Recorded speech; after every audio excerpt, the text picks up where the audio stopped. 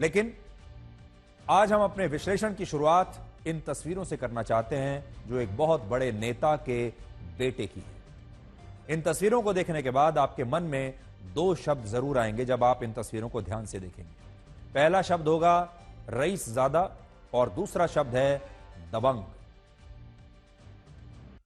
तस्वीरें आप देख लीजिए, आपको ऐसा ही लगेगा जैसे कुछ दबंग लड़के एक बड़ी सी जीप में, जिसमें बड़े बड़े टायर लगे हुए हैं, ये जीप अपने आप में ये दिखाती है कि ये लोग बहुत शक्तिशाली हैं, ये दबंग हैं, ये ताकतवर हैं और ये लोग अपनी रील्स बना रहे हैं।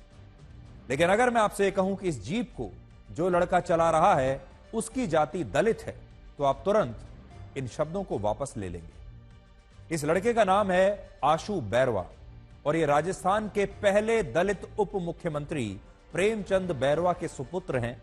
और इन तस्वीरों में आप देख सकते हैं कि ये लड़का अपने दोस्तों के साथ जिस ओपन जीप में ये वीडियो बना रहा है, उसके आगे और पीछे दोनों तरफ पुलिस की गाड़ियां चल रही हैं इस लड़के के प्रोटेक्शन के लिए। यानी ये पुलिस की प्रोटेक्शन में रील्स की शूटिंग कर रहा है। वो पुलिस जो आपके और हमारे यानी टैक्स पेयर के पैसे से चलती है, उसकी गाड़ियां, उसमें पेट्रोल डीजल इस देश के आम आदमी के टैक्स के पैसे से चलता है। इन तस्वीरों को देखकर हमें खुशी भी है कि एक दलित का बेटा आज इतनी बड़ी गाड़ी में चल रहा है। यह भी दलितों की तरक्की की एक तस्वीर है और हमें इसमें कोई आपत्ति नहीं। लेकिन आज आपको इन दो तस्वीरों को भी जरूर देखना चाहिए। इनमें पहली तस्वीर उप मुख्यमंत्री के बेटे की है जो पुलिस एस्कॉर्ट की गाड़ियों के साथ अपनी रील बना रहा है और ये एक दलित लड़का है, लेकिन एक बड़े दलित का बेटा है। दूसरी तस्वीर इसी राजस्थान के आम लोगों के उन बेटों की है जिन्हें सरकारी नौकरी के लिए बसों में भेड़ बकरियों की तरह भरकर परीक्षा केंद्रों तक पहुंचना पड़ रहा है। और इनमें सभी जातियों के बच्चे, सभी जातियों के लड़के लड़कियां आपको मिल जाएंगे। ये दो तस्वीरें देख लीजिए, एक आम आदमी है, एक खास आदमी है। एक आम आदमी का बेटा है, दूसरा खास आदमी का बेटा है। आज आपको खुद से यह सवाल जरूर पूछना चाहिए कि आपको इन दोनों तस्वीरों में वंचित और पिछड़ा हुआ कौन दिख रहा है। आप अपने दोस्तों के साथ रील बनाने वाले इस लड़के को क्या शोषित मानते हैं, क्या कमजोर मानते हैं, क्या वंचित मानते हैं, जिसे उसे अधिकार नहीं मिले, जिसकी सिर्फ जाति तो दलित है लेकिन बाकी हर तरह से यह आर्थिक रूप से पूरी तरह सक्षम है। या आपको बस की खिड़कियों के रास्ते बसों में घुसने की कोशिश करते ये लड़के पिछड़े हुए नजर आ रहे हैं जो लगभग 30,000 सरकारी नौकरियों के लिए कॉमन एलिजिबिलिटी टेस्ट देने के लिए परीक्षा केंद्रों तक पहुंचने की हर संभव कोशिश कर रहे हैं, संघर्ष कर रहे हैं। आज आप हमें बताइए, पिछड़ा हुआ, कमजोर और शोषित कौन है? ये लोग पिछड़े हुए आपको दिख रहे हैं, शोषित दिख रहे हैं, कमजोर दिख रहे हैं, जिन्हें जीवन में कुछ तरक्की की आवश्यकता है। या इस खुली जीप में जो लड़के चल रहे हैं ये आपको शोषित और कमजोर दिखाई दे रहे हैं। यह हमारे देश का दुर्भाग्य है कि यहां आम लोग जिस नेता को वोट देकर विधायक बनाते हैं, मंत्री बनाते हैं, उस नेता का बेटा तो तमाम नियमों की धज्जियां उड़ाकर पुलिस की प्रोटेक्शन में एक बड़ी सी ओपन जीप में रील्स बनाता है और कहता है, आपने एक डायलॉग, हमारे देश में जितने भी वीआईपी हैं, बड़े बड़े जो पैसे वाले लोग हैं, जो प्रभावशाली लोग हैं, उनके बच्चे एक डायलॉग जरूर मारते हैं, तू जानता नहीं मैं कौन हूं। लेकिन जिन लोगों के वोटों से ये नेता मंत्री और विधायक बनते हैं, उनके बच्चों को भेड़ बकरियों की तरह संघर्ष करना पड़ता है। और इस सब के बाद भी हम यही कहते हैं कि भारत दुनिया का सबसे बड़ा लोकतंत्र है। जरा तस्वीरों को देख लीजिए। ये दो तस्वीरें आपको इसलिए दिखा रहे हैं कि एक तरफ आम जनता है जो वोट देकर किसी को भी विधायक बनाती है, नेता को, फिर उन्हें मंत्री बना देती है और फिर उनके वारे न्यारे हो जाते हैं। आम जनता जिसे लोकतंत्र में हम सबसे शक्तिशाली मानते हैं, जिसे भगवान की तरह पूजा जाता है, नेता कहते हैं कि हम इस आम जनता के सेवक हैं। लेकिन सेवक कैसे रहते हैं, सेवकों के बेटे कैसे रहते हैं और आम जनता के बच्चे कैसे रहते हैं, ये दो तस्वीरें सिर्फ आज हम आपको दिखाना चाहते हैं। हमारे देश में अलग अलग राजनीतिक पार्टियों का समर्थन करने वाले लोग एक दूसरे के दुश्मन बन जाते हैं। और आपने देखा होगा कि जब चुनाव आता है, चुनाव प्रचार होता है, तो बीजेपी का जो समर्थक है वो कांग्रेस पार्टी के समर्थक से बात तक करना बंद कर देता है, और जो कांग्रेस का समर्थक होता है वो बीजेपी के समर्थक को अपना कट्टर दुश्मन मानने लगता है। क्योंकि ये राजनीति जो है और दलगत जो राजनीति है, ये हमारे देश के आम लोगों को भी एक दूसरे से बिल्कुल अलग कर देती है। लेकिन जो राजनीति आपको अपने समर्थकों में अलग अलग बांट देती है, उसी राजनीति में नेताओं के परिवार बड़ी खुशी से मिलजुल कर एक साथ रहते हैं, और उनके बीच ऐसी कोई दुश्मनी नहीं होती जैसी उनके समर्थकों के बीच होती है, जैसे नारेबाजी करने वाले कार्यकर्ताओं के बीच होती है, जैसी पोस्टर लगाने वाले कार्यकर्ताओं के बीच होती है। बीजेपी के दलित नेता और उप मुख्यमंत्री प्रेमचंद बैरवा के बेटे ने जिस ओपन जीप में अपने दोस्तों के साथ ये वीडियो बनाया, ये जीप कांग्रेस के एक नेता पुष्पेंद्र भारद्वाज के बेटे कार्तिकेय भारद्वाज की है, और इस वीडियो में यह लड़का भी उप मुख्यमंत्री के बेटे के साथ बैठा हुआ है। यानी एक बेटा बीजेपी नेता का है, दूसरा बेटा कांग्रेस के नेता का है। अब यह भी जान लीजिए कि पुष्पेंद्र भारद्वाज वही नेता हैं जिन्होंने राजस्थान की सांगानेर विधानसभा सीट से कांग्रेस की टिकट पर इस समय वहां के मुख्यमंत्री भजनलाल शर्मा के खिलाफ चुनाव लड़ा था। लेकिन आज बीजेपी के नेता और उप मुख्यमंत्री यानी मुख्यमंत्री के अपने ही डिप्टी प्रेमचंद बैरवा का सुपुत्र कांग्रेस पार्टी के नेता पुष्पेंद्र भारद्वाज के सुपुत्र की गाड़ी में बैठकर पुलिस प्रोटेक्शन के अंदर यह रील बना रहा है, और राजस्थान की पुलिस भी उनके साथ एक मजबूत सुरक्षा घेरा बनाकर चल रही है। और यह हमारे इस लोकतंत्र में एक मजाक के जैसा है।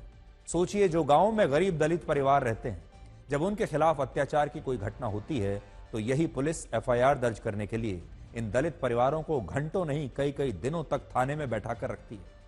लेकिन जब एक दलित उप मुख्यमंत्री का नाबालिग बेटा अपने दोस्त की खुली जीप चलाता है तो यही पुलिस उसके साथ सुरक्षा घेरा बनाकर चलती है, जबकि ये नियमों के बिल्कुल खिलाफ है। सोचिए, ऐसा कौन सा कानून में लिखा है कि उप मुख्यमंत्री के नाबालिग बेटे पर ट्रैफिक से जुड़े कोई नियम लागू नहीं होते? और क्या यह सत्ता के दुरुपयोग का मामला नहीं है? अगर ये किसी आम आदमी का बेटा होता तो अब तक इसका चालान कर दिया गया होता। आप जरा एक बार ध्यान से इस गाड़ी के टायर देखिए और सोचिए, क्या ये इतने बड़े बड़े टायर किसी गाड़ी में लगाकर चलना नियमों का उल्लंघन नहीं है? बिल्कुल है, ट्रैफिक के नियमों का यह उल्लंघन है। ये टायर, ये खुली जीप आपको क्या दिखाती है? ये टायर और खुली जीप शक्ति का प्रतीक है, ये दबंगई का प्रतीक है। और ऐसा नहीं लगता कि इन बड़े बड़े टायरों से ये लड़के अपनी शक्ति और पहुंच का एहसास आप सब लोगों को करा रहे हैं? क्या आपको ऐसा नहीं लग रहा? ये बता रहे हैं आपको कि हम वीआईपी हैं, हम शक्तिशाली हैं, हम दबंग हैं, हमारे आसपास भी मत आइएगा। और हमें पता चला है कि राजस्थान पुलिस की जो गाड़ियां उप मुख्यमंत्री के बेटे को यहां पर एस्कॉर्ट कर रही थी, वो राजस्थान के परिवहन विभाग के नाम पर ही रजिस्टर्ड हैं, और राजस्थान के परिवहन मंत्री कोई और नहीं बल्कि उप मुख्यमंत्री प्रेमचंद बैरवा ही हैं। और उनका कहना है अभी भी कि उनके बेटे की इसमें कोई गलती नहीं है। तो मैं कहता हूं कि बच्चा है अभी, और अभी तो 18 साल का भी नहीं हुआ, लेकिन वो लोग दे रहे हैं तो मैं तो धन्यवाद मानूंगा कि वहां तक आज मेरे बच्चे को भी पूछने लगे जब मुझे मुख्यमंत्री बनाया। यातायात की कहां दजियोड़ी, ऐसा नहीं है। उन्होंने तो कोई एस्कॉर्ट के लिए कहा, मेरे बच्चे की सिक्योरिटी के लिए पीछे चल रही थी मेरी गाड़ी, ना कि एस्कॉर्ट कर रही थी। लेकिन लोगों की भावना है, इस तरह की बातें नहीं करना चाहिए। तो उन्हें अपने बेटे की कोई गलती नजर नहीं आ रही, और हमारे देश में ऐसे बहुत सारे पिता हैं जिन्हें अपने बच्चों में कोई गलती नजर नहीं आती। इस मामले में कांग्रेस के नेता पुष्पेंद्र भारद्वाज ने भी अपने बेटे का ही बचाव किया है और कहा है कि रील बनाना कब से गलत हो गया। अच्छे घरों के बच्चे हैं, अच्छी स्कूलों में पढ़े हैं, डिसिप्लिन बच्चे हैं, कभी कोई गलत काम करते नहीं है। और एक साधारण सी जिंदगी जीते हुए उस दिन मौसम इस तरह का हो गया कि ओपन गाड़ी वो लेकर के चले गए, और सिक्योरिटी के हिसाब से गए हैं। जो प्रेम जी की गाड़ी पीछे पीछे चल रही थी, उसको लेकर के आज बड़ा इशू बनाया जा रहा है, जो मुझे लगता है गलत है। बड़े बड़े घरों के, बड़े बड़े परिवारों के जो बच्चे होते हैं, उनसे कई बार छोटी मोटी गलतियां होती रहती हैं। उप मुख्यमंत्री प्रेमचंद बैरवा ने खुद माना कि उनके बेटे की उम्र 18 वर्ष से भी कम है और मोटर व्हीकल एक्ट का सेक्शन 199A ये कहता है कि अगर कोई 18 वर्ष से कम उम्र का लड़का गाड़ी चलाते हुए पकड़ा जाता है तो ऐसे मामलों में उस लड़के के माता पिता को भी 3 साल तक की जेल और 25,000 रुपए का जुर्माना लग सकता है। लेकिन आज हमारा छोटा सा सवाल यह है कि क्या राजस्थान के उप मुख्यमंत्री के बेटे के मामले में यह कानून लागू हो पाएगा? क्या कानून सबके लिए हमारे देश में बराबर है या नहीं? हमारे देश में ज्यादातर राजनीतिक पार्टियां यही सोचती हैं कि वो जिन जातियों के नेताओं को मुख्यमंत्री बना देंगी, मंत्री बना देंगी, बड़े बड़े पदों पर बैठा देंगी, उससे उन जातियों के लोग बहुत खुश हो जाएंगे कि हमारी जाति के एक व्यक्ति को आपने मुख्यमंत्री बना दिया, हमारी जाति के एक व्यक्ति को आपने उप मुख्यमंत्री बना दिया या किसी बड़े पद पर पहुंचा दिया। और जिस नेता को आप उस बड़े पद पर बैठाते हैं, हमारी पार्टियों की जो हाईकमान है, बड़े बड़े नेता है, वो सोचते हैं कि वो सारी जातियां सिर्फ इस बात से खुश हो जाती हैं क्योंकि उनकी जाति के एक नेता को किसी बड़े पद पर, किसी बड़ी कुर्सी पर बैठा दिया गया है। और ऐसे ही हमारे देश में जातियों की यह राजनीति चलती रहती है। लेकिन सोचिए, क्या हकीकत में भी ऐसा ही होता है और क्या ऐसा होना चाहिए? प्रेमचंद बैरवा दलित जाति से जरूर है, लेकिन आज अगर हम दलितों को 2 हिस्सों में बांटें, एक वो दलित जो वाकई में बहुत कमजोर है, आर्थिक रूप से पिछड़े हुए हैं, सामाजिक रूप से पिछड़े हुए हैं, जिन्हें मदद की जरूरत है, जिन्हें आरक्षण की जरूरत है, एक तरफ वो दलित है और एक तरफ वो दलित परिवार हैं जिनके पास पैसा ही पैसा है, आर्थिक रूप से पूरी तरह संपन्न है और उनके पास करोड़ों की संपत्ति है। क्या इन दोनों को आप एक ही मान सकते हैं? पिछले साल विधानसभा चुनावों के दौरान उप मुख्यमंत्री जी ने अपने एफिडेविट में यह बताया कि उनके पास लगभग 5 करोड़ रुपए की संपत्ति है, जिनमें 70 लाख का एक बंगला है, 3 करोड़ रुपए की लगभग 48 एकड़ जमीन है, उनके पास 4 गाड़ियां हैं और 17 लाख रुपए के सोने चांदी के गहने हैं। और इतनी धन दौलत होने के बाद भी प्रेमचंद बैरवा दलित वोटों की राजनीति करते हैं क्योंकि वो दलितों के एक नेता हैं। हो सकता है हम पर भी आरोप लगा दें कि हम उनका अपमान कर रहे हैं और हम दलितों का अपमान कर रहे हैं। हम दलितों का बिल्कुल अपमान नहीं कर रहे, हम हमारे देश के दलितों के लिए इंसाफ मांग रहे हैं। हम ये कहने की कोशिश कर रहे हैं कि हमारे देश के जो दलित नेता हैं, उन्हें पहले अपने एक एक वोटर को आर्थिक रूप से, सामाजिक रूप से वहां पहुंचाना चाहिए जहां ये नेता आज खुद बैठे हैं और उसके बाद फिर इन्हें इस संपत्ति का, रुपए पैसे का मजा लेना चाहिए। लेकिन आज हम अपने देश के दलितों से यह जरूर पूछना चाहते हैं कि क्या उन्हें लगता है कि वो और प्रेमचंद बैरवा एक जाति से होते हुए भी एक जैसे हैं? हकीकत यह है कि हमारे देश में, जैसा मैंने कहा, दलित 2 प्रकार के हैं। पहले वो जो आर्थिक रूप से सक्षम हैं और दूसरे वो जो बेहद गरीब हैं, जिन्हें वाकई आरक्षण जैसे लाभ की आवश्यकता है। और इसीलिए आज बड़ा सवाल यह है कि अगर हमारे देश में आर्थिक रूप से संपन्न लोग जरूरतमंदों के लिए गैस सिलेंडर पर मिलने वाली सब्सिडी को छोड़ सकते हैं, तो क्या आर्थिक रूप से सशक्त दलित और पिछड़े वर्ग के लोग अपने जरूरतमंद भाई बहनों के लिए अपना आरक्षण जैसा लाभ क्या नहीं छोड़ सकते? क्या हमारे देश में कभी ऐसा दिन आएगा जब बड़ी गाड़ियों और घरों में रहने वाले दलित और पिछड़े ये कहेंगे कि अब उनके बच्चों से ज्यादा आरक्षण की आवश्यकता गरीबी में रहने वाले दलित परिवार के बच्चों की है? यह सवाल हम इसलिए भी पूछ रहे हैं क्योंकि हमारे देश में पिछड़े वर्ग के जो लोग अब आर्थिक रूप से संपन्न हो चुके हैं, वो अब भी गरीब पिछड़ों के बच्चों के लिए आरक्षण का हक छोड़ना नहीं चाहते और इसके लिए कुछ लोग बेईमानी का भी रास्ता अपनाते हैं। इसी हफ्ते एम्स पटना के कार्यकारी निदेशक डॉक्टर गोपाल कृष्ण पाल पर यह आरोप लगा कि उन्होंने अपने बेटे डॉक्टर ओम प्रकाश पाल के लिए एम्स गोरखपुर में एमडी की सीट ओबीसी कोटे से हासिल की थी और उसके लिए उन्होंने ओबीसी नॉन क्रीमी लेयर का फर्जी सर्टिफिकेट बनवाया था और नियमों के तहत उनके बेटे को ओबीसी होते हुए भी आरक्षण का लाभ नहीं मिलना चाहिए था, लेकिन इसके बावजूद उन्होंने फर्जी सर्टिफिकेट बनवाया, जिसकी जांच अब स्वास्थ्य मंत्रालय कर रहा है।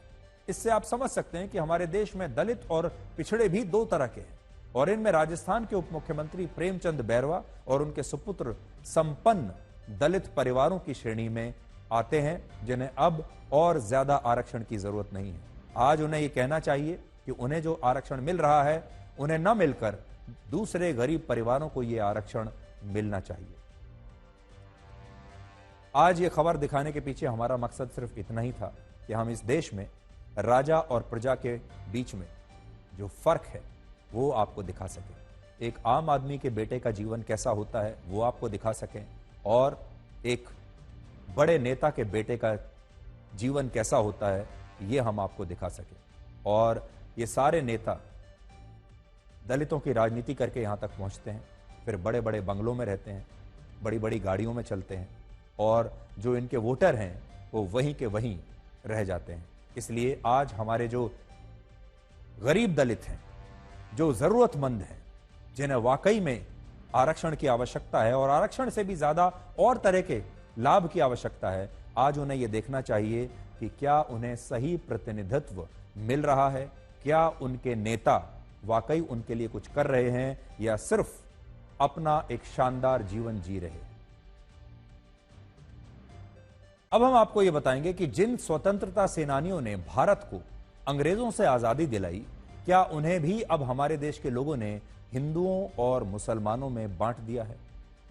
और हमें यह बताते हुए आज बहुत दुख हो रहा है कि आज देश की राजधानी दिल्ली के एक सरकारी पार्क में भारत की पहली वीरांगना रानी लक्ष्मीबाई की प्रतिमा लगाने का जबरदस्त विरोध हो रहा है, और एक खास धर्म के लोग ये कह रहे हैं कि वो मस्जिद की दीवार के साथ बने इस सरकारी पार्क में इस प्रतिमा को स्थापित करने के लिए कभी तैयार नहीं होंगे, इसे स्थापित नहीं होने देंगे। ये सरकारी पार्क दिल्ली के सदर बाजार इलाके में है, जिसकी दीवार वहां की मशहूर शाही ईदगाह मस्जिद से लगती है, यानी दोनों की जो बाउंड्री वॉल है मस्जिद की और इस सरकारी पार्क की, वो एक है।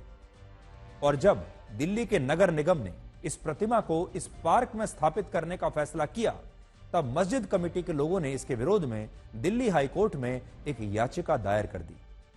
मुस्लिम पक्ष का कहना था कि इस पार्क की दीवार मस्जिद की दीवार से जुड़ी हुई है, इसलिए यहां इस जमीन पर रानी लक्ष्मीबाई की प्रतिमा लगाना उनके धार्मिक भावनाओं के खिलाफ है। लेकिन पहले हाई कोर्ट के सिंगल जज की बेंच ने और उसके बाद हाई कोर्ट के डबल जज की बेंच ने मुस्लिम पक्ष की इस याचिका को खारिज कर दिया और यह पूछा कि क्या अब इस देश में स्वतंत्रता सेनानियों को भी धर्म के आधार पर बांटा जाएगा। लेकिन आरोप है कि जब से हाई कोर्ट का यह फैसला आया और दिल्ली के नगर निगम के अधिकारियों ने यह ऐलान किया कि वो इसी पार्क में रानी लक्ष्मीबाई की प्रतिमा को स्थापित करेगा, तभी से यह अफवाह फैल गई कि नगर निगम वक्फ बोर्ड और मुसलमानों की जमीन पर कब्जा करना चाहता है। और इस अफवाह के कारण अब दिल्ली के इस इलाके में बहुत सारे मुसलमान सड़कों पर विरोध प्रदर्शन करने के लिए उतर आए हैं, क्योंकि वो झांसी की रानी की प्रतिमा को देखना नहीं चाहते। और इसके कारण नगर निगम ने भी इस पार्क में इस प्रतिमा को लगाने का फैसला अब कुछ समय के लिए टाल दिया है, क्योंकि हमारे देश में जो पूरी व्यवस्था है उसे धर्मनिरपेक्ष दिखना है। नगर निगम का कहना है कि यह प्रतिमा पहले पास के एक सड़क के बीच एक चौक पर स्थापित थी, जिसके कारण वहां काफी ट्रैफिक जैम लगता था, और अब इस प्रतिमा को सरकारी जमीन पर ही बने एक पार्क में शिफ्ट किया जा रहा है। लेकिन शाही ईदगाह मस्जिद के मौलानाओं को इस बात से परेशानी है कि यह प्रतिमा मस्जिद के साथ लगे एक सरकारी पार्क में आखिर लग कैसे सकती है, और यह हमारे देश के लिए कितनी दुर्भाग्यपूर्ण बात है। रानी लक्ष्मीबाई भारत की पहली वीरांगना मानी जाती हैं, जिन्होंने वर्ष 1857 और 58 में अंग्रेजों के खिलाफ युद्ध लड़ा था, और रानी लक्ष्मीबाई की सेना में हिंदुओं के साथ तब मुसलमान भी थे।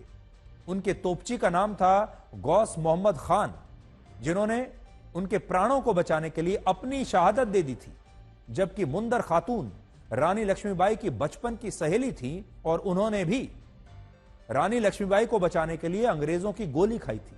लेकिन आज मुस्लिम समुदाय के ही कुछ लोग इस वीरांगना की प्रतिमा लगाने का सिर्फ इसलिए विरोध कर रहे हैं क्योंकि ये प्रतिमा मस्जिद के साथ लगे हुए एक सरकारी पार्क में लगाई जा रही है।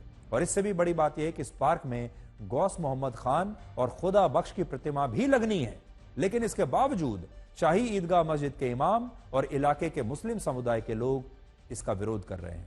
और इसलिए आज ये सवाल उठता है कि क्या अब हमारे देश में स्वतंत्रता सेनानी भी हिंदू और मुसलमानों में बंट गए हैं?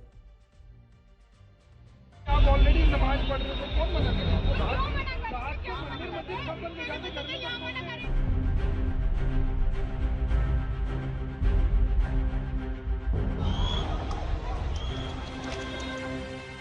किसने आपको बताया कि ये इस तरीके से होता था? किसने बताया? ये पहले से ही चला आ रहा है इस चक्कर में। पहले से किससे, मतलब किसी से तो पता चला होगा ना? हमें तो पता बड़ों से चली है। बड़ों से पता चली? कौन बड़े परिवार के बड़े या आस पड़ोस के? आस पड़ोस के थे हमारे। अच्छा, तो उन्होंने क्या बताया? कि ये है ना सब खट्टो है ना जगह छीनी जा रही है हमारी। क्या पता चल पाया उसमें? उसमें तो ऐसा वक्फ बोर्ड का भी बीच में आया, वक्फ बोर्ड अपनी बात रख रहा है, इधर ये कमेटी अपनी बात रख रही है। उसमें अब जो फैसला होगा वो कोर्ट के थ्रू होगा। अब जो भी फैसला आएगा उसको देखेंगे। ये चीज कोर्ट देखेगी, एमसीडी देखेगी, वक्फ बोर्ड देखेगी। बस सिर्फ हम इतना जानते हैं, जो हमारे बड़े बताते थे वो ये बताते थे हमें कि ये जो शाही ईदगाह है वो यहाँ से लेकर के जो आप पीछे टेलीफोन एक्सचेंज देख रहे हैं वहाँ तक की जगह शाही ईदगाह की थी, इतना हमें पता है। 300 साल पुरानी मुसलमानों की ईदगाह है ये, तो ये डीडीए की जगह नहीं है, ये मुसलमानों की जगह है। ये तो जितने मुसलमान आ जाए यहाँ पर इकट्ठे हो गए करेंगे कुछ, जितने आ जाएंगे अच्छी बात है, मुसलमानों के नहीं है। ये आपको किसने बताया कि यहाँ पर कार्रवाई नहीं हो सकती? हाई कोर्ट के बारे में किसने बताया? सर हम लोग खुद मुसलमान करे नहीं होना चाहिए, क्योंकि हमें नमाज पढ़ने के लिए ये हमारा ये है, जो ईदगाह है ना वो हमारी ईदगाह है। वो ये जो जमीन है वो ईदगाह की नहीं बल्कि डीडीए की जमीन है और इस पर मूर्ति जो है वो लगाई जा सकती है। क्या आप इस ऑर्डर को मानेंगे या नहीं मानते? ये जो शाहजहां के टाइम से ये ईदगाह है जगह है। जब एमसीडी कहाँ थी, ये बाउंड्री हमें करके दी कि तुम्हारी जगह है। जब एमसीडी ने क्यों नहीं करा यहाँ पर? मशहूर कवियत्री सुभद्रा कुमारी चौहान की कविता है जिसकी पंक्ति आप सब ने कभी ना कभी जरूर सुनी होगी, पढ़ी होगी। बुंदेले हर बोलों के मुंह हमने सुनी कहानी थी, खूब लड़ी मर्दानी वो तो झांसी वाली रानी थी। रानी लक्ष्मीबाई ने जब भारत की आजादी के लिए अंग्रेजों के खिलाफ लड़ाई लड़ी तब उन्होंने ये कल्पना भी नहीं की होगी कि एक दिन इसी देश में उनकी प्रतिमा लगाने के खिलाफ एक लड़ाई लड़ी जाएगी और उन्हें भी धर्मों के बीच बांट दिया जाएगा। आज उनकी जो आत्मा है वो कितनी दुखी होगी ये सब देखकर। अब हम आपको एक तस्वीर दिखाना चाहते हैं और ये तस्वीर गाजा और इजिप्ट के बॉर्डर की है। खास बात क्या है इसमें? गाजा में भी मुसलमान रहते हैं और इजिप्ट में भी मुसलमान रहते हैं, लेकिन इसके बावजूद इजिप्ट ने गाजा के मुसलमानों को अपने देश में आने से रोकने के लिए अपने बॉर्डर पर यानी सीमा पर 5 लेयर्स की एक सिक्योरिटी वॉल बना दी है, जिससे गाजा का एक भी मुसलमान इजिप्ट में प्रवेश नहीं कर सकता। आप देखिए 5 परतों की, 5 लेयर्स की जबरदस्त ये जो सिक्योरिटी वॉल है इसे बॉर्डर पर लगा दिया गया है। सोचिए, जब इजिप्ट एक मुस्लिम देश होते हुए भी गाजा के मुसलमानों को अपने देश में आने से रोक रहा है, तब भारत में बांग्लादेश से घुसपैठ करके आए मुसलमानों के खिलाफ कोई कार्रवाई नहीं होती और उनका यहां आसानी से आधार कार्ड बन जाता है, पासपोर्ट बन जाता है, जन्म प्रमाण पत्र बन जाता है, वोटर आईडी कार्ड बन जाता है और कई मामलों में तो जाति प्रमाण पत्र भी आसानी से बन जाता है। और मुंबई में अब एक ऐसा ही नया मामला सामने आया है जिसके बारे में आप सबको आज पता होना चाहिए। मुंबई के पास ठाणे से एक गिरफ्तारी हुई और इसमें एक महिला को गिरफ्तार किया गया और जब यह गिरफ्तार हुई महिला, तो पुलिस ने इसके बाद कई चौंकाने वाले खुलासे किए हैं इस महिला के बारे में। पुलिस का कहना है कि यह महिला एक बांग्लादेशी मॉडल है जो अपने पूरे परिवार के साथ घुसपैठ करके बांग्लादेश से पश्चिम बंगाल आई थी और मुंबई के पास एक इलाके में रिया बर्डे के नाम से रह रही थी। कागजों में इस महिला का नाम है रिया बर्डे, जबकि इसका असली नाम है बन्ना शेख और ये एक मुसलमान है। पुलिस के मुताबिक यह महिला अपनी मां रूबी शेख, अपनी बहन मोनी शेख और अपने भाई रियाज शेख के साथ घुसपैठ करके पश्चिम बंगाल आई थी और भारत आने के बाद रूबी शेख की मुलाकात महाराष्ट्र के अमरावती में रहने वाले अरविंद बर्डे से हुई। रूबी शेख इस महिला की मां है और इसके बाद इस महिला की मां रूबी शेख और अरविंद बर्डे ने शादी कर ली और यह बांग्लादेशी परिवार मुसलमान से हिंदू बन गया और इनमें रूबी शेख अंजलि बर्डे बन गई, बहन मोनी शेख रितु बर्डे बन गई, भाई रियाज शेख रविंद्र बर्डे बन गया और यह लड़की खुद बन्ना शेख से रिया बर्डे बन गई। और इसके बाद इस पूरे परिवार ने इसी नाम से अपना पासपोर्ट बनवाया, भारतीय पासपोर्ट, आधार कार्ड बनवाया और वोटर आईडी कार्ड भी बनवा लिया। इसके बाद शादी के बाद रूबी शेख कतर चली गई और रूबी शेख की बेटी यहीं अश्लील फिल्मों में काम करने लगी और आरोप है कि इस बांग्लादेशी मॉडल ने अभिनेत्री शिल्पा शेट्टी के पति राज कुंद्रा के प्रोडक्शन हाउस के लिए भी कई फिल्मों में काम किया और ये राज कुंद्रा का वही प्रोडक्शन हाउस है जो अश्लील और एडल्ट फिल्में बनाता था और इस मामले में राज कुंद्रा की गिरफ्तारी भी हो चुकी है। और बांग्लादेश की यह मॉडल भी राज कुंद्रा के इस प्रोडक्शन हाउस के लिए काम करती थी, उसमें बनने वाली फिल्मों में काम करती थी जो अश्लील फिल्में वहां बनती थी। मुंबई पुलिस भी इस महिला को वेश्यावृत्ति के आरोपों में पहले एक बार गिरफ्तार कर चुकी है। हालांकि उस समय मुंबई पुलिस भी इस लड़की के तमाम दस्तावेजों को देखकर, इसके प्रमाण पत्रों को देखकर, डॉक्यूमेंट्स को देखकर धोखा खा गई थी और उसे तब यह पता ही नहीं चल पाया कि यह लड़की असल में रिया बर्डे नहीं बल्कि बन्ना शेख है और यह बांग्लादेश से भारत में आई है। लेकिन हाल ही में इस मॉडल के एक दोस्त ने पुलिस को इसके बारे में सब कुछ जानकारी दे दी, जिसके बाद अब पुलिस ने इसे गिरफ्तार कर लिया है और वो इसके भाई और बहन की तलाश भी अब कर रही है। ये जो महिला है ये बांग्लादेशी होने की आशंका प्राप्त होने के बाद उसके डॉक्यूमेंट्स हमने वेरीफाई किए हैं। डॉक्यूमेंट्स में वो लोग ने जो डॉक्यूमेंट्स पासपोर्ट निकालते टाइम दिए हैं और जो डॉक्यूमेंट्स का यूज़ किया है स्कूल में भर्ती के लिए या और जगह पे, तो डॉक्यूमेंट्स में उन्होंने जो उनका जन्म का जो प्रूफ है वो दे नहीं पा रहे हैं और जो उन्होंने डॉक्यूमेंट्स किया है उन्होंने हर डॉक्यूमेंट में उनका जन्म स्थान अलग अलग दिखाया गया है। उसकी माँ जो है अंजलि बर्डे ये हिंदुस्तान में आई है, वो टाइम में वो उसके 3 बच्चे और रिया, रितु और रविंद्र जो यहाँ पे आने के बाद उन्होंने नाम रखे, उनके नाम के बारे में जानकारी ली तो रिया का नाम बन्ना बताया जाता है, रविंद्र का नाम रियाज बताया जा रहा है और रितु का नाम मोनी बताया जा रहा है। ये बहुत खतरनाक बात है। बांग्लादेश से घुसपैठ करके ये मुस्लिम परिवार भारत में आया और हिंदू बन गया और इस परिवार के लोगों ने अपनी जाति बर्डे रख ली और बर्डे महाराष्ट्र में ओबीसी श्रेणी में यानी पिछड़ी जाति के माने जाते हैं। सोचिए अगर यह परिवार गिरफ्तार ना होता, ये लड़की गिरफ्तार ना होती और हमारे देश में जब जातिगत जनगणना हो जाती, जिसके बारे में राहुल गांधी बार बार कहते हैं कि जातिगत जनगणना होनी चाहिए, जब भी ये जातिगत जनगणना होती तो बांग्लादेश का ये मुस्लिम परिवार ओबीसी बनकर जितनी आबादी उतना हक के फॉर्मूले से इस देश में अपना बहुत बड़ा हिस्सा लेता और इस देश के रहने वाले असली पिछड़ों से उनका हक छीन लेता।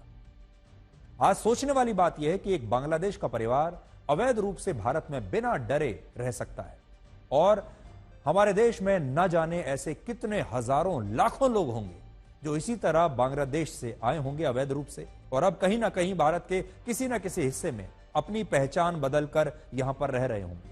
उसमें से कुछ ओबीसी बन गए होंगे, कुछ पिछड़े बन गए होंगे, उन्होंने अपने हिंदू नाम रख लिए होंगे, अपनी हिंदू जातियां रख ली होंगी और अब वो तमाम सरकारी लाभ का, सरकारी नीतियों का फायदा उठा रहे होंगे। अब उनके पास भारत का पासपोर्ट है, आधार कार्ड है और अब वो भारत के वोटर बन चुके हैं और अब जो भी पिछड़ी जातियों के लिए हमारी सरकारें अलग अलग सुविधाएं देती हैं वो सारी सुविधाएं उन्हें भी जरूर मिल रही होंगी और हमारे देश के जो अपने लोग हैं वो इन सुविधाओं से आज भी या तो वंचित हो रहे होंगे या इन सुविधाओं के लिए आज भी कहीं किसी लाइन में लगकर धक्के खा रहे होंगे। अब आपको बताते हैं कि बांग्लादेश से आने वाला एक परिवार कितने आराम से भारत में हिंदू बनकर आराम से रह सकता है। फिल्मों में वो मॉडल काम कर सकती है, मुंबई में रह रही है, लेकिन भारत के अंदर ही रहने वाले लड़के पश्चिम बंगाल में परीक्षा देने के लिए जब जाते हैं सरकारी नौकरी की, तो उन्हें कैसे एक राज्य से दूसरे राज्य में जाने पर बुरी तरह से पीटा जाता है और कहा जाता है कि तुम बिहार के हो, इसलिए तुम पश्चिम बंगाल में नहीं आ सकते। यानी ये बिहार और पश्चिम बंगाल दो अलग अलग देश की तरह बन गए। अब जो तस्वीरें आप देख रहे हैं, ये पश्चिम बंगाल के सिलीगुड़ी से हमारे पास आई हैं, जहां बिहार के कुछ छात्र सरकारी नौकरियों की भर्ती परीक्षा में शामिल होने के लिए, सरकारी नौकरी की परीक्षा देने के लिए गए थे। लेकिन इसके बाद वहां बिहार के इन छात्रों को यह कहकर पीटा गया कि वो पश्चिम बंगाल में आकर वहां के युवाओं की नौकरियां कैसे छीन सकते हैं, वो यहां नहीं आ सकते, उन्हें यहां परीक्षा नहीं देने दी जाएगी और उन्हें यहां से तुरंत भाग जाना चाहिए।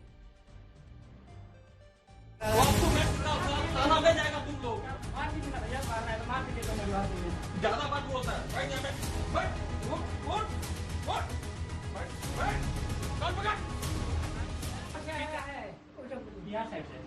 बिहार साइड से বাংলা বোঝো না?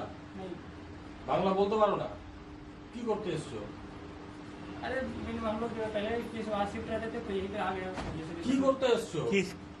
क्या मतलब? क्या काम में? अच्छा, फिजिकल हम लोग का फिजिकल देने आए थे। फिजिकल क्यों देने आए हो? क्या? क्यों? फिजिकल देने अपना। क्यों देने आए हो? दुजन। तुम लोग बंगाल का हो क्या? बंगाल का तो हो नहीं। हम लोग बंगाल का नहीं है। तो कहाँ का हो तुम लोग? बिहार के हम लोग। तो बंगाल में कैसे तुम लोग परीक्षा देने आ गया? सिलीगुड़ी सेंटर पर गया था। सिलीगुड़ी सेंटर पर तुमने अप्लाई कैसे किया? यहाँ तो वेस्ट बंगाल डोमिसाइल के लिए है। डोमिसाइल नाम क्या है तुम्हारा? अंकित यादव। पेपर्स निकालो, तुम्हारा पेपर्स निकालो, डॉक्यूमेंट निकालो। चले जाएंगे, ऐसा नहीं है। चले जाने का बात नहीं है। आईबी हम लोग पुलिस हैं। चाचा रहे, नाना रहे, कोई भी रहे, बुला रहे हैं भैया। डॉक्यूमेंट निकालो। रुको इसको, निकालो डॉक्यूमेंट निकालो, डॉक्यूमेंट निकाल, डॉक्यूमेंट निकाल, डॉक्यूमेंट निकाल। कहाँ पे पहले देखना है? डॉक्यूमेंट निकाल, डॉक्यूमेंट निकाल पहले। कौन सा बैग है तेरा? कौन सा बैग है तेरा? कौन सा बैग है तेरा? पहले बोल। अरे भालो करे बोल, अच्छा से बोल रहा है तू, ठीक करे बोल। कौन सा बैग है तेरा? निकाल, डॉक्यूमेंट निकाल, डॉक्यूमेंट निकाल। चलिए भैया। डॉक्यूमेंट निकाल। थाना पे जाएगा तुम लोग, थाना पे जाएगा।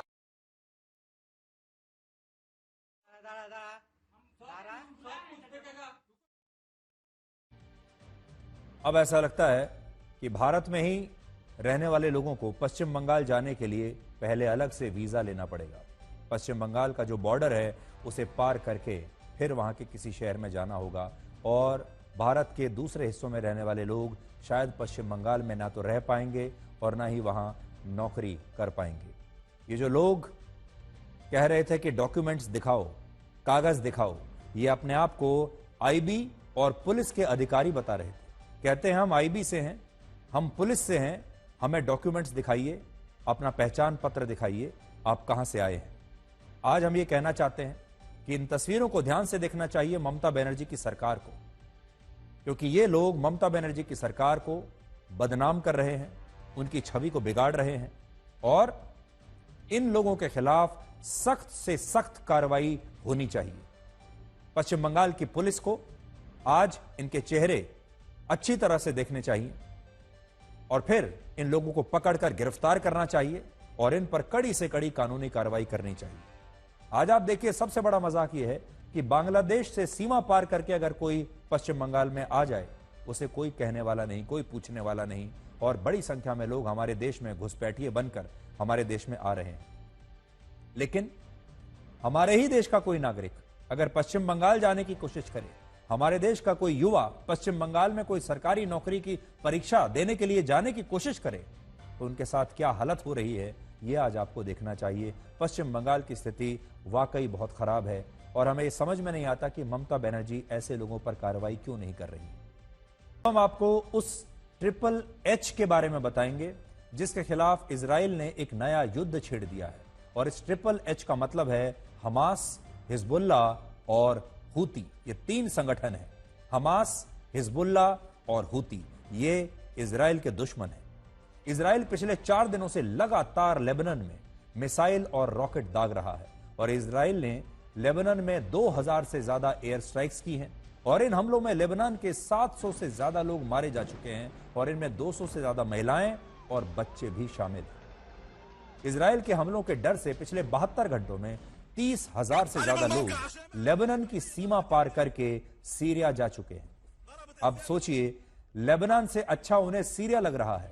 सीरिया जो कि दुनिया की सबसे असुरक्षित जगह माना जाता था कुछ समय पहले, आज लेबनान के लोगों को वो सीरिया भी सुरक्षित लग रहा है। आज ही संयुक्त राष्ट्र में लेबनान ने कहा है कि इजराइल इसी तरह अगर हमले करता रहा तो उसका अस्तित्व ही मिट जाएगा। इजराइल के हमलों में हिजबुल्लाह के कई शीर्ष कमांडर और उसकी ड्रोन यूनिट के मुख्य कमांडर हुसैन सुरूर की मौत हो चुकी है और यह वही कमांडर है जिसने यमन जाकर हूती के विद्रोहियों को भी ट्रेनिंग दी थी। और हुसैन सुरूर की मौत के बाद यमन के हूती के आतंकवादियों ने भी इजराइल पर अब मिसाइल से हमले शुरू कर दिए हैं और अब हमास, हिजबुल्लाह और हूती तीनों के आतंकवादी इजराइल पर मिलकर हमले कर रहे हैं और इजराइल भी इन तीनों आतंकवादी संगठनों को लगातार अपने निशाने पर ले रहा है। तो अब देखिए, इजराइल की सेना ने पहले पेजर्स में ब्लास्ट किया, फिर रेडियो में ब्लास्ट किया, मोबाइल फोन में ब्लास्ट किया, लैपटॉप्स में ब्लास्ट करके बड़ी संख्या में वहां उन्होंने हिजबुल्लाह के लोगों को मारा। और उसके बाद जब ये लोग अपने अपने घरों से बाहर निकलने लगे बचने के लिए, तो इजराइल ने मिसाइल से हमले शुरू कर दिए। अब आप ये देखिए कि जब इजराइल की सेना गाजा के मुसलमानों पर हमले कर रही थी, तब पूरी दुनिया में इसके खिलाफ विरोध प्रदर्शन हो रहे थे। ऑल आइज ऑन राफा, ये ट्रेंड कर रहा था। पूरी दुनिया के लोगों की सहानुभूति गाजा के लोगों के साथ हो गई थी। लेकिन जब इजराइल के हमलों में लेबनान और यमन के लोग मारे जा रहे हैं, तब इसके खिलाफ किसी भी मुस्लिम देश में कोई विरोध प्रदर्शन नहीं हुआ है, जबकि वहां भी मुसलमान ही मारे जा रहे हैं। असल में दुनिया भर के मुसलमान मुख्य रूप से दो पंथों में बटे हुए हैं। मुसलमानों की राजनीति को समझिए, एक है सुन्नी मुसलमान और दूसरे हैं शिया मुसलमान। और अरब देशों में शिया और सुन्नी मुसलमानों को एक दूसरे के खून का प्यासा माना जाता है। इन दोनों में कभी एकता नहीं होती। उदाहरण के लिए ईरान और सऊदी अरब के बीच इसलिए इतनी कड़वाहट है क्योंकि ईरान में शिया मुसलमान रहते हैं और सऊदी अरब में सुन्नी मुसलमान रहते हैं। अब समझने वाली बात यह है कि ईरान शिया बाहुल देश होते हुए भी गाजा और हमास का समर्थन कर रहा है, जो खुद को सुन्नी मुसलमान कहते हैं। और इसका कारण सिर्फ इतना है सिर्फ कि गाजा का युद्ध इस्लाम वर्सेस इस्लाम के बीच नहीं है, बल्कि यह युद्ध इस्लाम वर्सेस यहूदियों के बीच है। ये यहूदियों और मुसलमानों का युद्ध है। और जब धर्म की बात आती है तो ईरान शिया और सुन्नी की लड़ाई को भूल जाता है और इसीलिए उसने अपने तमाम प्रॉक्सी संगठनों को इस युद्ध में एक साथ उतार दिया। वरना ये जो आतंकवादी संगठन हैं जो आज मिलकर इजराइल के साथ लड़ रहे हैं, ये कभी भी एक होकर एकता के साथ नहीं लड़ते। इसे आप ऐसे भी समझिए कि हिजबुल्लाह और हूती दोनों शिया विचारधारा को मानने वाले आतंकवादी संगठन हैं जो लेबनान और यमन में सुन्नी मुसलमानों का खून बहाते हैं। और यही कारण है कि अब जब हिजबुल्लाह के शिया मुसलमान मारे जा रहे हैं तो इन पर बाकी के मुस्लिम देश चुप बैठे हैं, कोई विरोध नहीं कर रहे। एक और बड़ा अपडेट आपके लिए आज यह है कि जॉर्डन के 2 सांसदों ने अपने प्रधानमंत्री को एक पत्र लिखकर यह मांग की है कि वहां घरों में लगे पानी के ऐसे सभी मीटर को हटा दिया जाए जो इजराइल में बने हैं, क्योंकि उन्हें डर है कि लेबनान में हुए पेजर्स और वॉकी टॉकीज में ब्लास्ट की तरह कहीं वहां पानी के मीटरों में भी ब्लास्ट ना हो जाए। सोचिए कितने डर चुके हैं लोग कि किसी भी चीज में आगे चलकर ब्लास्ट हो सकता है। इजराइल की यह एयर स्ट्राइक भीषण युद्ध में बदल सकती है, क्योंकि इजराइल की सेना गाजा की तरह ही लेबनान में घुसकर अब हिजबुल्लाह पर हमला कर सकती है, जैसे उन्होंने गाजा में खुद पैदल सेना को उतार दिया था और वहां उन्होंने आतंकवादियों का सफाया किया था। अब इजराइल की सेना के बारे में कहा जा रहा है कि वो लेबनान में भी उतरकर हिजबुल्लाह के आतंकवादियों का सफाया कर सकती है। इजराइल अपनी सीमा से लगे इलाकों में हिजबुल्लाह का प्रभाव पूरी तरह से खत्म करना चाहता है, इसलिए लेबनान से जुड़ी इजराइल की सीमा पर बड़ी संख्या में सेना की टुकड़ियां अब पहुंच रही हैं। हालांकि हिजबुल्लाह को खत्म करना इजराइल के लिए इतना आसान भी नहीं होगा। इजराइल के हमलों का हिजबुल्लाह भी मिसाइल हमलों से जवाब दे रहा है और ये जो आतंकवादी संगठन हैं ये बहुत सक्षम संगठन हैं और इनके पास भी बड़ी बड़ी सेनाएं हैं और लेटेस्ट हथियार हैं। ये भी एक किसी देश की सेना की तरह लड़ सकते हैं। हिजबुल्लाह लेबनान का एक ऐसा राजनीतिक संगठन है जिसकी अपनी पूरी सेना है और इसमें करीब 50,000 लड़ाके हैं जो इजरायली सेना के 6,70,000 जवानों के सामने भले ही कम हैं, लेकिन युद्ध लड़ने में ये भी माहिर है और इनके पास इजराइल से लड़ने के लिए तो फाइटर जेट्स, लगभग 2 लाख मिसाइल्स और रॉकेट्स का एक पूरा जखीरा मौजूद है। लेकिन हिजबुल्लाह की मुसीबत यह है, परेशानी यह है कि जिस तरह फिलिस्तीन के मुसलमानों को दुनिया भर के तमाम देशों और मुसलमानों का समर्थन मिला, वैसा लेबनान के मुसलमानों को नहीं मिल रहा।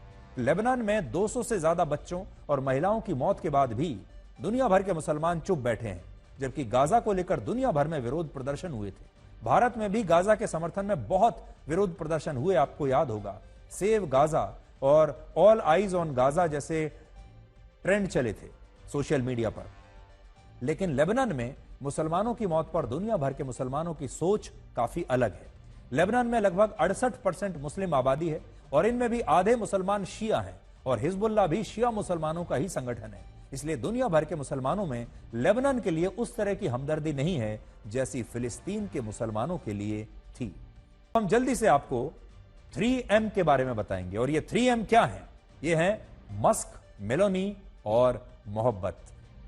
आजकल एक सवाल सबसे ज्यादा पूछा जा रहा है कि क्या सोशल मीडिया प्लेटफॉर्म एक्स के मालिक इलॉन मस्क और इटली की प्रधानमंत्री जॉर्जिया मेलोनी एक दूसरे को डेट कर रहे हैं? क्या उनके बीच कोई मोहब्बत का रिश्ता है? यह सवाल इलॉन मस्क और जॉर्जिया मेलोनी की एक तस्वीर की वजह से पूछा जा रहा है, जो तस्वीर अभी आप देख रहे हैं, जिसमें दोनों एक दूसरे के साथ काफी घुलते मिलते हुए दिखाई दे रहे हैं और जिस तरह दोनों एक दूसरे से बात कर रहे हैं, पिछली तस्वीर में जिस तरह दोनों एक दूसरे को देख रहे हैं, और बहुत सारे लोगों का कहना है कि जिस तरह ये एक दूसरे को देख रहे हैं उन्हें इनकी आंखों में मोहब्बत दिखाई दे रही है। इस तस्वीर के आने के बाद से इस बात की चर्चा शुरू हो गई कि इलॉन मस्क और जॉर्जिया मेलोनी शायद एक रोमांटिक रिलेशनशिप में हो सकते हैं। जब सोशल मीडिया पर ऐसी चर्चाएं होने लगी तो खुद इलॉन मस्क ने अब इसका जवाब दिया है और पोस्ट में उन्होंने पूछा है अपनी कि क्या आपको लगता है कि ये दोनों एक दूसरे को डेट करेंगे, और इसके जवाब में इलॉन मस्क ने लिखा कि वो डेट नहीं कर रहे हैं। भले ही इलॉन मस्क ने डेटिंग के अटकलों को खारिज कर दिया हो, लेकिन एक समारोह में उन्होंने जॉर्जिया मेलोनी की जमकर तारीफ की है। आज आपको वो भी देखना चाहिए।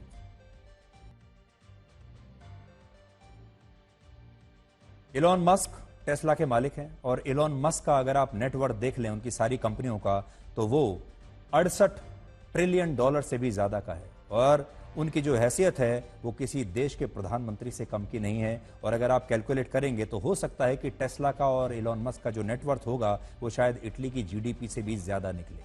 लेकिन दोनों के बीच अगर कोई रोमांटिक रिलेशनशिप है तो आज पूरी दुनिया में उसकी चर्चा चल रही है, लेकिन ये दोनों अभी इसका खंडन कर रहे हैं। चलो आज फिर एक दिखावा करते हैं।